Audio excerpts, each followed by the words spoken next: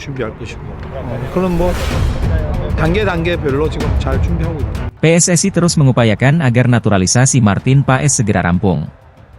Dengan begitu, Martin Paes bisa membela timnas Indonesia dalam waktu dekat ini. Terdekat, timnas Indonesia akan melakoni 2 laga sisa di grup F putaran kedua kualifikasi Piala Dunia 2026 zona Asia.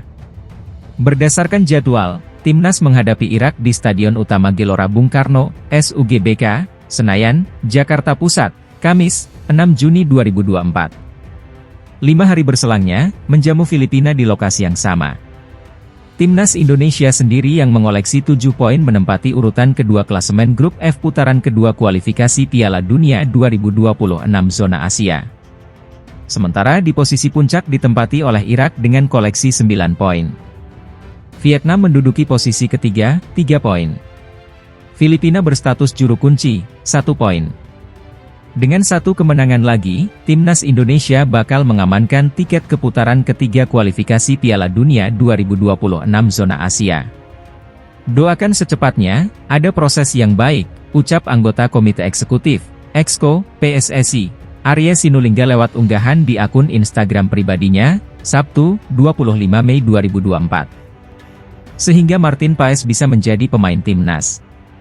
Membela merah putih, kata Arya Sinulinga. Kini proses naturalisasi kiper FC Dallas itu sedang didorong ke Pengadilan Arbitrase Olahraga, CAS. Lantaran, naturalisasi Martin Paes ini terganjal aturan FIFA.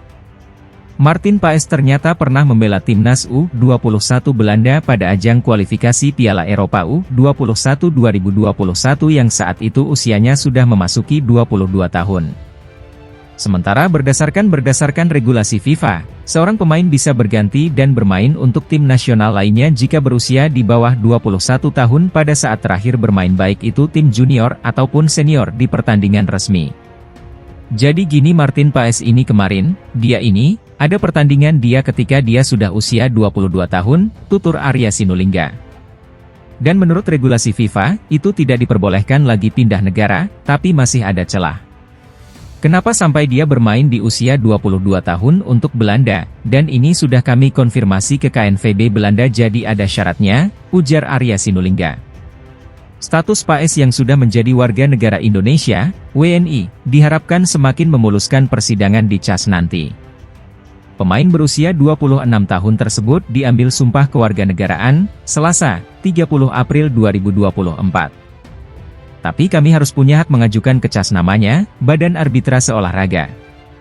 Jadi dasarnya apa? Martin Paes harus jadi orang Indonesia, kata Arya Sinulinga. Makanya kemarin Martin Paes kami masukkan dan menjadi warga negara Indonesia, apalagi Martin Paes sangat pingin menjadi warga negara Indonesia, dan membela timnas.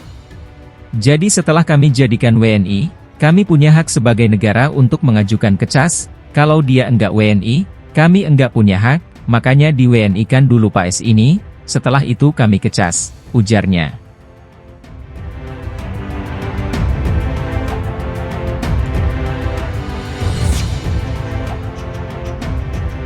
Timnas Indonesia resmi lolos ke babak ketiga kualifikasi Piala Dunia 2026 zona Asia meski nantinya kalah dari Irak dalam laga yang digelar di Stadion Utama Gelora Bung Karno, SUGBK, pada Kamis, 6 Juni 2024 pukul 16 waktu Indonesia Barat. Namun, ada syarat yang melatar belakanginya jika kondisi di atas dapat terjadi. Sesuai jadwal, Timnas Indonesia akan menjamu Irak, 6 Juni 2024, dan Filipina, 11 Juni 2024, di 2 laga pamungkas grup F kualifikasi Piala Dunia 2026 zona Asia. Untuk lolos ke babak ketiga kualifikasi Piala Dunia 2026 zona Asia sekaligus memastikan tempat di Piala Asia 2027, Timnas Indonesia cukup memenangkan 1 laga di antaranya. Namun, jika ditelisik lebih dalam, amit-amit sekalipun kalah dari Irak, skuad Garuda tetap bisa memastikan lolos ke babak ketiga kualifikasi Piala Dunia 2026 zona Asia di matchday kelima. Kok bisa? Setelah menjalani 4 pertandingan di grup F, Timnas Indonesia di posisi 2 dengan 7 angka. Timnas Indonesia terpaut 5 poin dari Irak di posisi teratas, serta unggul 4 angka dari Vietnam di tempat ketiga, dan unggul 6 poin dari Filipina di posisi juru kunci.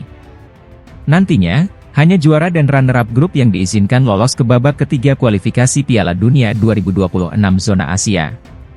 Berhubung unggul jauh dari Vietnam dan Filipina, timnas Indonesia hampir pasti menyegel tempat di babak berikutnya. Jika kalah dari Irak, timnas Indonesia mesti berharap di laga lain Vietnam versus Filipina berakhir imbang. Andai kondisi ini terjadi, timnas Indonesia dipastikan takkan tergeser dari posisi dua besar. Andai Vietnam bermain imbang dengan Filipina, koleksi poin mereka adalah 4, alias terpaut 3 angka dari timnas Indonesia.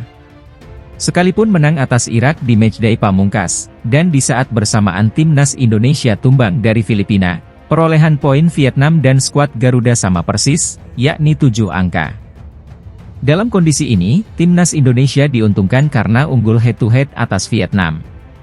Karena itu, timnas Indonesia yang bakal menempati peringkat lebih baik ketimbang Vietnam sehingga berhak lolos ke babak ketiga kualifikasi Piala Dunia 2026 zona Asia.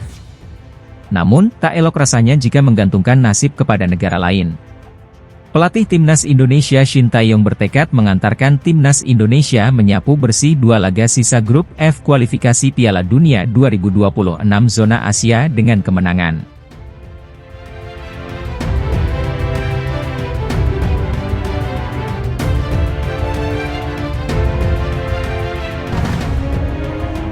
Pasca timnas Indonesia gagal melaju ke Olimpiade 2024 Paris, media Vietnam baru-baru ini menyoroti soal keikutsertaan timnas Indonesia di kompetisi bergengsi di Eropa bernama Tournoi Maurice Revello, atau Toulon Cup 2024.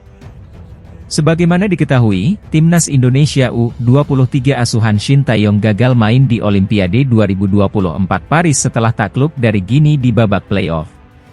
Pertandingan yang berlangsung di Stade Pierre Pibarot, Kamis, 9 Mei 2024, malam WIB, timnas Indonesia dikalahkan tipis oleh Guinea 0-1. Adapun gol sematawayang Guinea dicetak oleh Ilais Moriba lewat titik putih penalti di menit ke-29.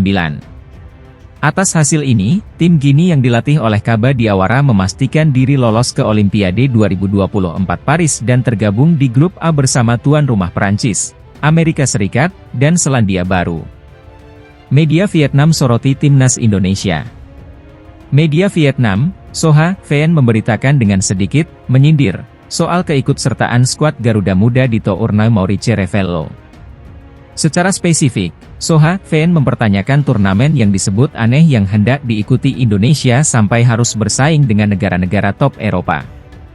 Media Vietnam terkejut atas keikutsertaan Indonesia pasca gagal melaju ke Olimpiade. Tim Garuda Muda bakal bersaing dengan tim-tim kuat sepak bolanya seperti Ukraina, Italia, dan Panama sebagai juara bertahan. Indonesia mengikuti turnamen aneh untuk mengikuti bersaing dengan Italia dan Ukraina di Eropa, tulis Soha VN. Menyebutkan bahwa jarang sekali ada perwakilan dari kawasan Asia Tenggara hadir di Maurice Revello Tournoi. Mengadopsi usia untuk bersaing dengan tim-tim yang sangat kuat seperti Italia, Ukraina, dan juara, Indonesia U23 akan menjadi peluang besar untuk mengasah kemampuan dan meningkatkan level profesional menuju turnamen besar di masa depan seperti SEA Games 2026 kualifikasi U23 Asia. Melansir dalam resmi Toulon Cup, dijelaskan bahwa timnas Indonesia resmi menjadi peserta Toulon Cup 2024 untuk menggantikan Irak yang mundur dari turnamen.